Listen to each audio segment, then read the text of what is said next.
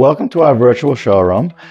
We decided to put this together given the current situation that we've been dealing with. We're going to go from display to display. We'll discuss the different styles, the different cabinetry that we provide, different countertops we provide, different tile materials. And our hope is that spending some time online will give you a sense of what we do, and then you'll be excited about giving us a call and taking the next step for us to come out and take a look at your project. This is a new display that we recently brought in. It's our St. Martin cabinetry line. It's a semi-custom line that really has a lot of features of a full custom cabinetry. And what we're able to do is get some real specialty finishes. This is a natural walnut finish that we're looking at here in a very unique, contemporary, kind of transitional style door. And we're creating a very high-end look at a very reasonable price. Some of the features in the cabinet include full extension drawer boxes. They're all maple dovetail, just like our fully custom cabinet. When you open the cabinet here, if you open it here, it's a fully plywood cabinet with a solid plywood wood edge, very strong right here. So it has a lot of the features of our custom line, but at a much better price point. In this particular cabinet we consider it's a hybrid line. It's some of the components are made overseas, and then the cabinet is then manufactured and put together here in Pennsylvania. So this display demonstrates a few different things. I guess the first thing is our soapstone counters, and this is our favorite brand of soapstone. We get it through Vermont. It's a nice soapstone. It actually has a texture to it. It's not smooth like a lot of the granite materials we have, and it's sitting on top of one of our period style displays. And this display, it shows it's our Amesbury style door, which is a shaker style door with a shallow recess, a little different from a typical legacy type of shaker door, and it's shown in a flush inset style. So the door is flush with the frame of the cabinet, and with an exposed hinge. So the hinge is exposed, very traditional style. And in this particular display, we actually mixed an overlay down below. It's a framed overlay with a partial overlay, just to give it kind of a furniture look. Just shows that you can mix different framing styles within the same display. Another feature of this display is that it has a low sheen. So we were able to vary the sheens on both the painted finishes and on the stain finishes. So these two little mini bases are a demonstration of what's called a beaded inset. And you can see the frame is smaller when you look at it than the typical frame here, because we've carved a bead out of it. And then the door is inset into the frame. And these two show the two different beading styles. This is a little bit thicker beading style here, and down below here we have a thinner bead. Both examples of a beaded inset. This is another one of our Sudbury Cabinet Company displays. Over here we're showing a painted glaze finish, which is a nice finish. And again, we're on a beaded inset. So it's a frame cabinet with a bead going all the way around, showing a couple different things. Here's a couple of tilt-down trays that we do. A couple different tilt-down trays where you can put beans and pasta and rice and things like that. We have a couple of pull-out trays where you could have potatoes and onions and things of that nature. And then just showing a couple of decorative columns as well. And then on top, on the countertop, this is a granite countertop with a double laminated edge. So we've got a DuPont edge on the top over an ogee. So something that we do on a number of our higher end kitchens, sometimes strictly on the island if we're trying to do something special. This particular display, we're demonstrating a full frameless display. We're using the same door as the previous display, the Amesbury door, where we showed it in a flush inset. Here we're showing it in a frameless application, which gives it a much more transitional look. We've got a little bit more kind of transitional hardware. You can see some of the features, in the cabinet. Again, full extension drawers, cutlery dividers in the top. This particular cabinet is a bread base. We have a bread drawer here, which we use quite often. It has a sliding plastic lid to help keep things fresh on the inside. So this one cabinet, you end up with 3 nice drawers. And then down below, we've got a pull-out, 2 doors that would open, and a nice deep pull-out. You can see we've got this pull-out loaded up real heavy. It holds a lot of weight. And again, it closes, and it's a soft close mechanism as well. And then over here, again, just over here, we've got just another example of the wicker baskets that could be hidden away, and a couple of additional drawers, one with cutlery up above. And then the countertop is another granite countertop. It's a material called Cosmos. It's a material that has a high mica content. It can only be done with a pencil edge, the way it's shown here, because it just does not edge well with some of the fancier edges, but it's a very nice material. And over here we're showing a Franke sink and Franke faucet. So a lot of the projects that we do include an addition as well as remodeling on the inside. And this particular project was something that we designed. We were putting an addition on the back of the house. So we started by coming up with some elevations of what the back of the house would look like. And there's some line drawings. And then we actually did a full color rendering of what the back of the house would look like. And it's what we do with most of our additions, so that the client knows exactly what the house is going to look like when it's completed. And then, here we're showing like some elevations, a front elevation of the sink wall, elevation showing the island, elevation showing the other wall where the oven is. And then a couple of different floor plans. So we don't, typically we'd come up with a couple different options, showing a couple different options of, a couple different floor plans. And then what's nice about the showroom is then we also can show you all of the product as well. So, in this product, we had 2 bathrooms. So we have a couple of different setups showing a couple of different options as far as what we were thinking about for each bathroom. Showing again, we would show, what type of door we were going to have with that we're using for the cabinetry, what type of countertop material we're going to be using. Here's one of our quartz materials that we're using. And then we have the tile material. And tile is really changing. What we're doing a lot of porcelain tile these days. Here's a nice example of one of the materials that we're using. Comes in a nice large tile. This particular one is a 16 by 36. It comes both in a gloss porcelain and in a matte porcelain. The matte would be used on the floor. The gloss would be used in the shower. And then we have coordinating matte options to use as for the shower floor, or to create a tile mat, coming outside the shower. And then kind of looking over here, you can see that the tiles are even getting larger. So these tiles right here are actually 2 foot by 4 foot.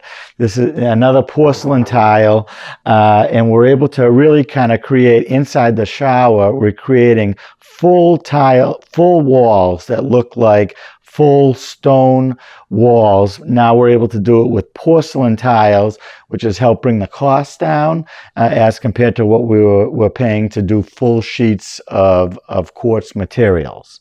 And then also this particular line here, it also has coordinating mosaic tiles that we're able to use in the shower for the shower floor, as well, creating some kind of floor mat outside the shower. This display here is another one of our Sudbury cabinet displays, and it demonstrates quite a bit of different things that we do. And with our Sudbury cabinet line, we do a lot of specialty finishes, specialty framing styles. So this particular cabinet is called Shaker Expressions. You can see that we accentuate some wide center stiles on purpose.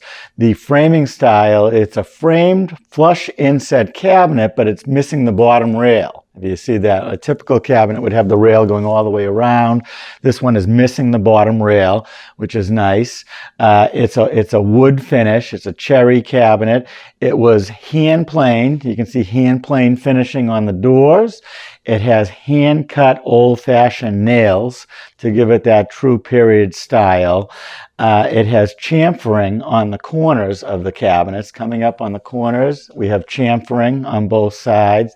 So a lot of the different specialty finishes, and it's a stained glaze combination. It was stained and glazed.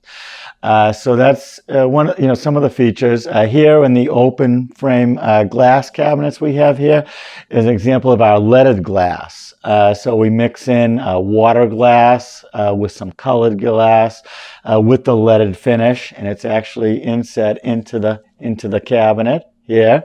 And another feature about that it creates the period style is the colored finishes. And we do a number of different kind of green and blue interior finishes that then show through on the cabinet. Here we're showing a backsplash of a Vermont slate. We're using a number of different slates for both backsplash materials and floor materials. The counter is a granite, a St. Cecilia granite with a pencil edge. And in this display, we're using matching wooden knobs as well. And we're also showing a nice Franke bowl and a half sink with a Growy faucet. This board here demonstrates a number of the specialty finishes that we do in the Sudbury cabinet line.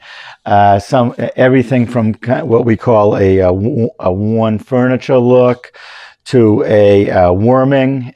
We have a cherry with a worm cherry. Finishes that are meant to replicate finishes that were painted and then sanded, or painted over stained finishes and then sanded. So all types of different finishes. And we have a guide that we give out to people, which is the level of antiquing. And we kind of talk about the different levels of antiquing that can be done on the cabinetry. And quite often we'll do something like this on a side piece, a specialty piece, maybe a sideboard, a serving piece, or some type of a hutch. This is one of our newer displays. It's our St. Martin line. It's showing a frameless cabinetry in our Belrose style door. What's nice about the cabinet line is that we're able to kind of create a framed look using a frameless cabinet. You can see that, here we've got the frameless box right here, and then the panel coming down, which gives it like a 1-inch kind of panel over here. And we have the undercounter rail here to hide undercounter lighting, and then an apron above with the crown. It gives the cabinet a framed feel using a frameless box. We're mixing a soft white on the perimeter with a cherry island, and we're showing a nice light quartz counter. The majority of the kitchens we're doing these days we're using nice quartz counters that have marble looks or limestone type of looks. This particular counter is showing a royal OG edge, which is just a nice dressed up edge. It's a single edge thickness, but nice dressed detail to the edge. So in here, it's one of our more popular door styles that we've been using it. We've been installing this cabinet line in very high-end houses ranging from 1.5 million to 2 million. So and it's working very well in those houses. This is one of our more popular door styles called the Belrose in a soft white. Just showing a couple features. Corner pie cabinet here, glass cabinets here with a darker finish, showing like a cherry finish inside the cabinet, something a little different. And up here you can see that we do some very nice hoods, in the line as well.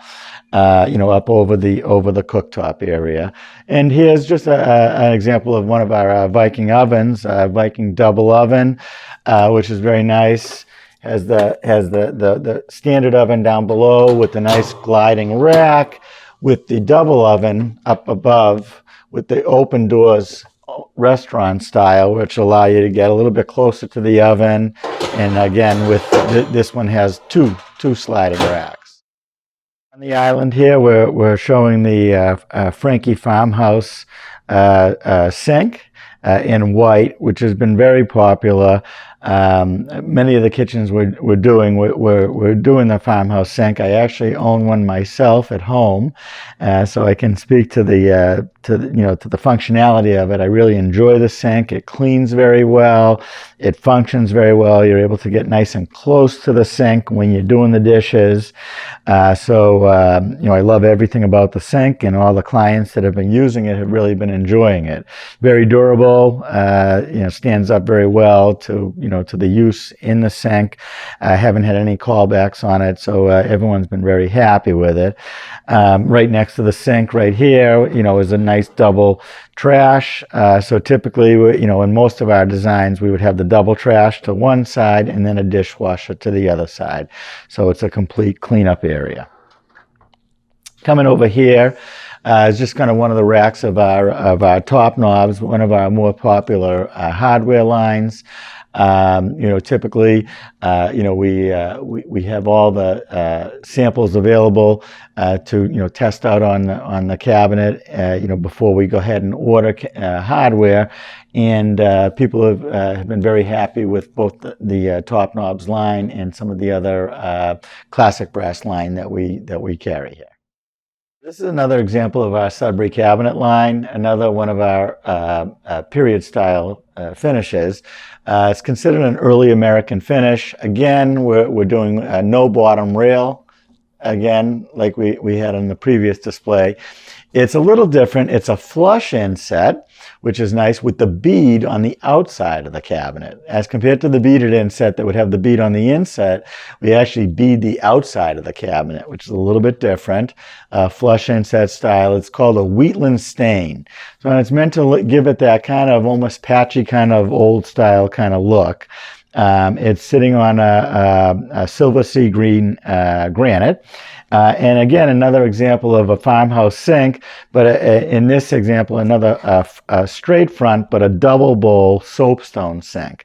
With the soapstone sinks, we're able to custom manufacture them to any kind of configuration, a third bowl with a full bowl, a double bowl. We're really able to do a lot of different things. This display shows a number of different things. We've got a tilt-down, pull-out wood cutting board that can be hidden away, which is kind of nice. In here, we've got a lift-up mixer. You can put your nice, heavy KitchenAid mixer right on, and nice and secure.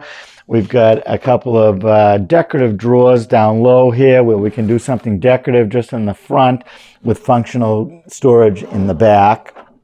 The sink base that holds the farmhouse sink. Up here we're showing leaded glass, and in this case we're actually using old glass, old reclaimed glass that was hand blown. Once you look at it, you see there's actually little imperfections in the glass that show the original old reclaimed glass put into a leaded frame. Over here, underneath the farmhouse sink, demonstrate, you got two drawers. You can actually put a pull-out under the sink if you'd like, for cleaning things, and we do that quite often, which is nice. We'll pull out underneath the sink. And then again, same thing to the left of the sink. You'd have in this case, we have a large single pull-out trash.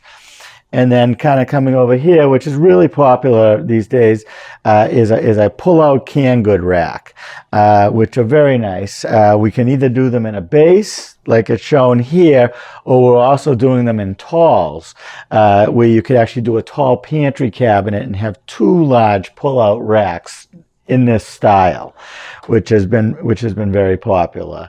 Again, this is an example of our Sudbury cabinet line, and in our Sudbury cabinet line, our inside shelves have a solid wood edge that's been nicely sanded smooth, And probably one of the large differences, in our Sudbury cabinet line is the interiors of the cabinet, where each, the inside of the cabinet is finished just as nicely as the outside of the cabinet. And kind of a good example of it is a cutlery divider. This is just a small cutlery divider, and each cutlery divider, it's like a little small piece of furniture. Everything is finely finished. The drawer boxes are sanded and nicely finished. You see it on a lot of the other cabinet lines. It's where it's dovetailed together, it might be a little rough. These are all sanded nice and cleanly. The cabinet is really furniture quality finish. We're in the bath area of our showroom, and here's one of our custom showers.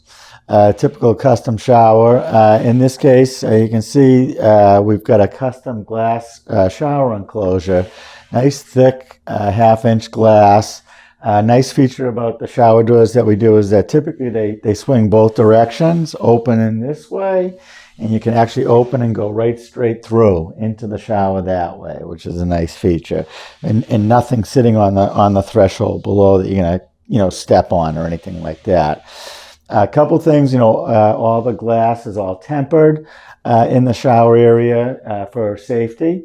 And then two features that we do in the glass, we add water protection to the glass, which is very important in this area where we have high mineral content. We add a water protection to the inside of the glass, which keeps it from etching.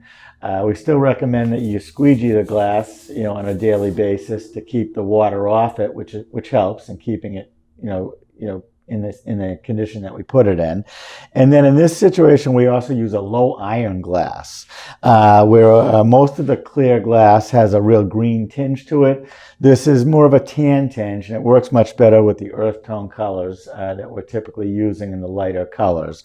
So the only real green that you're seeing on the glass now is just on the edges, a little bit on the edges, but not on the face. So that's a real improvement. Something to talk about inside, the shower here is typically we're putting in a rain shower head as well as a handheld on a bar. And then sometimes some body sprays as well. And something new that's coming along with Growy is they're integrating the bar into the shower valves. We're going to be getting ready to put in a new display fairly soon with a new Growy product. It comes with one bar that has the rain shower head in the handheld all together on the bar, and the pressure balance valve actually built right into it. So it's a little bit less clunky and something new that we're going to be looking at. Another thing that we're showing here is an example of the bench coming right into the shower. So here we have an undermount tub deck, an undermount tub, and a one-piece deck coming right straight through into the shower, giving you a nice place to sit inside the shower, and then the tub deck out here.